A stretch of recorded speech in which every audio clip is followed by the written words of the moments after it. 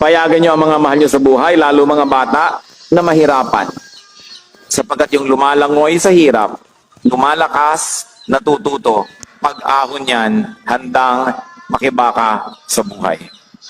Kaya si Balagtas, lagi ko nalang kinuquote, sabi niya sa Florante at Laura, pag-ibig anak ko'y aking nakilala, di dapat palakhin ang bata sa saya.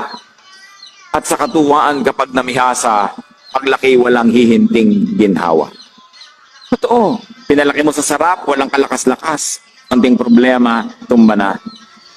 Ang taong magawi sa ligaya at aliw, mahina ang puso't lubhang maramdamin.